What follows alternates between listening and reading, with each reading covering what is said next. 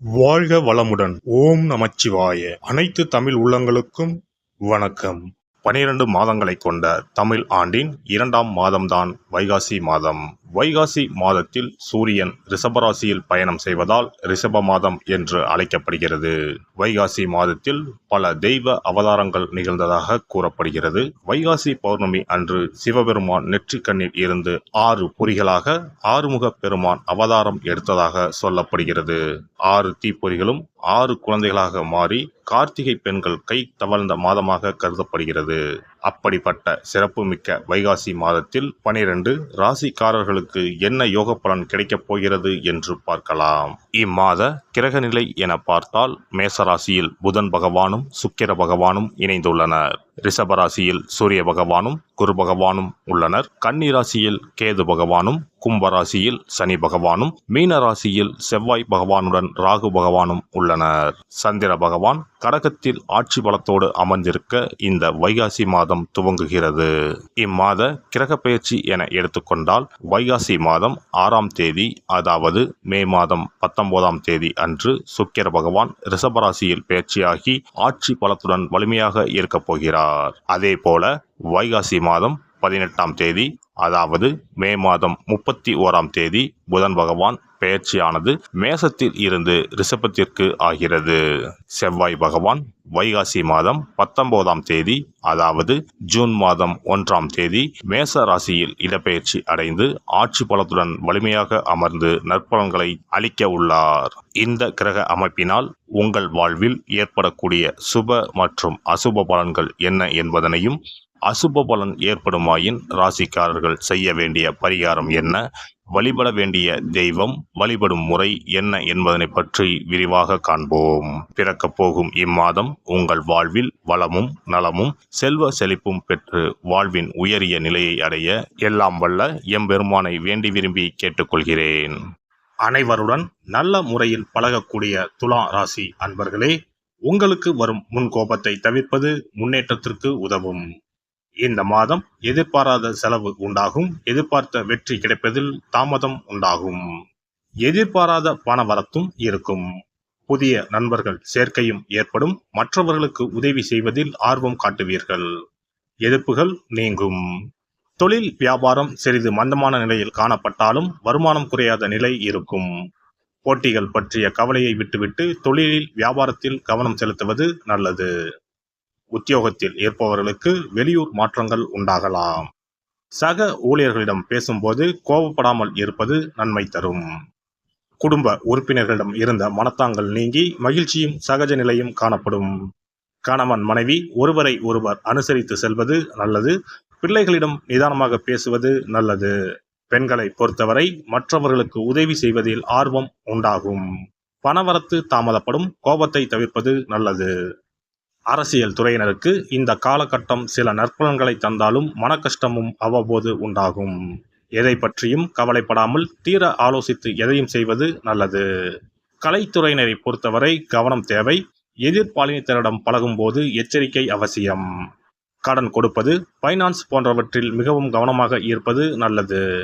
மாணவர்களுக்கு சக மாணவர்களிடம் சகஜமாக பேசி பழகுவது நல்லது. கல்வியில் முன்னேற்றம் காண கூடுதல் நேரம் ஒதுக்கி படிப்பது நல்லது. நட்சத்திர பலன்கள் சித்திரை 3, 4ஆம் பாதங்கள். இந்த மாதம் தம்பதிகளிடம் ஒத்த கருத்து ஏற்படும். வாகனங்கள் மற்றும் இயந்திரங்களை உபயோகப்படுத்தும் போது கவனம் தேவை. கலைத்துறையினருக்கு நல்ல முன்னேற்றம் ஏற்படும். சிறிது முயற்சி செய்வதன் மூலம் சிறந்த வாய்ப்புகள் கைகூடும். மேலும் உங்கள் கௌரவம் அதிகரிக்கும். சுவாதி நட்சத்திரம். இந்த மாதம் கணவன் மனைவிக்கு இடையே மனம் விட்டு பேசுவதன் மூலம் கருத்து வேற்றுமை வருவதை தவிர்க்கலாம். பிள்ளைகளிடம் அனுசரணையாக நடந்து கொள்வது நன்மை தரும். துணிச்சலுடன் ஈடுபட்டு காரிய வெற்றி காண்பீர்கள். பணவரத்து திருப்தி தரும். வாக்குவாதத்தை தவிர்ப்பது நன்மை தரும். வீண் மனக்குழப்பம் ஏற்பட்டு நீங்கும். மற்றவர்களுக்கு உதவ போய் வீண் பிரச்சனையில் சிக்கிக் கொள்ளலாம். விசாகம் 1, 2, 3ஆம் பாதங்கள். இந்த மாதம் ஆன்மீக எண்ணம் ஏற்படும். விருப்பமான நபரை சந்திப்பதன் மூலம் மனதுக்கு மகிழ்ச்சி ஏற்படலாம். தொழில் வியாபாரம் தொடர்பான காரியங்களில் இழுபறியான நிலை காணப்படும். திட்டமிட்டு செயல்படுவதன் மூலம் வியாபாரத்தில் கூடுதல் லாபம் பெற முடியும். உத்தியோகத்தில் இருப்பவர்களுக்கு கூடுதல் பணிச்சுமையும் வீண் அலைச்சலும் உண்டாகும். அருகில் இருக்கும் பெருமாள் ஆலயத்தில் தீபம் ஏற்றி வழிபட இழுபறியான காரியங்களில் சாதகமான பலன் கிடைக்கும், வாழ்க்கை வளம் பெறும். சிறப்பு தொகுப்பு. இனி வரவே வராது என நினைத்த பணம் திரும்பி வருவதற்கு இதை மட்டும் செய்தால் போதும். நாம் கஷ்டப்பட்டு சேர்த்த அல்லது சம்பாதித்த பணத்தை யாரையாவது நம்பியோ அல்லது அவர்களுக்கு உதவி செய்வதற்காகவோ கொடுத்து ஏமாந்து இருக்கலாம். அப்படி இழந்த பணத்தை திரும்ப இனி வரவே வராது என நினைத்த பணத்தை கூட சில எளிய தாந்திரீக பரிகாரங்களை முறையாக செய்தால் திரும்ப பெற முடியும்.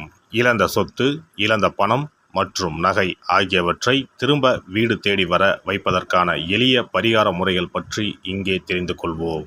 இந்த 2 முறைகளில் எந்த முறை நமக்கு எளிமையானதோ அதை செய்து பயன்பெறலாம். வாங்கிய பணத்தை திருப்பி கொடுக்க முடியாமல் கடன் தொல்லையால் அவதிப்படுபவரை போல் பணத்தை கொடுத்துவிட்டு அதை திரும்பி வாங்க முடியாமல் தவிப்பவர்கள் அதிகம் இருக்கத்தான் செய்கிறார்கள். யாராவது அவசரம் என பண உதவி கேட்கும்போது நட்பின் அடிப்படையிலோ அல்லது இருக்கப்பட்ட சிலர் பணம் கொடுத்திருப்பார்கள்.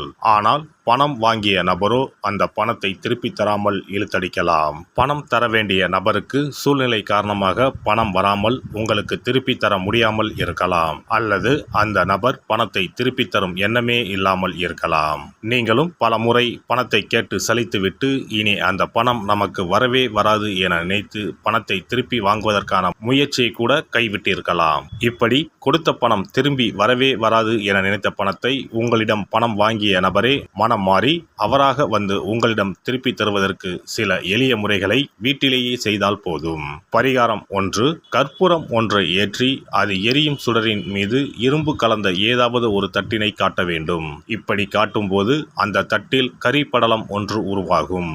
இந்த கரியை உங்களின் வலதுபுற நடுவிரலில் எடுத்து ஒரு தெளிவான வெள்ளை காகிதத்தில் உங்களுக்கு பணம் கொடுக்க வேண்டிய நபரின் பெயரை எழுதி கொள்ளுங்கள். பிறகு அந்த பேப்பரை சிறியதாக மடித்து உள்ளங்கையில் வைத்துக்கொண்டு உங்களுக்கு பணம் கொடுக்க வேண்டிய அந்த நபரின் முகத்தை மனதில் நினைத்து கொண்டு அவர் உங்களுக்கு பணம் கொடுத்து விட்டதாகவும் உங்களுக்கு வரவேண்டிய பணம் அனைத்தும் வந்துவிட்டதாகவும் நினைத்து கொள்ளுங்கள்.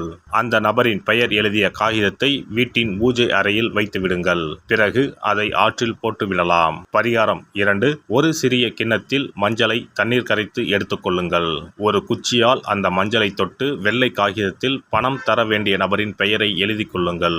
ஓம் ஸ்ரீ கார்த்த வீர்யாஜுனாய நமக என்ற மந்திரத்தை 27 முறை சொல்லி பணம் கொடுக்க வேண்டிய நபர் உங்களுக்கு தர வேண்டிய பணம் அனைத்தையும் கொடுத்து விட்டதாக நினைத்து வேண்டிக் கொண்டு அந்த காகிதத்தை சுற்றி வெள்ளை நூலால் கட்டிவிட வேண்டும். பிறகு அந்த காகிதத்தை ஆற்றிலோ கடலிலோ போட்டுவிட வேண்டும். இந்த 2 முறைகளில் யாருக்கு எது வசதியோ அந்த முறையில் பரிகாரத்தை செய்யலாம். ஏதாவது ஒரு முறையை பின்பற்றினால் போதும். 2 முறைகளிலும் செய்ய வேண்டியது கிடையாது. இந்த பரிகாரத்தை தெற்கு நோக்கி அமர்ந்து செய்ய வேண்டும்.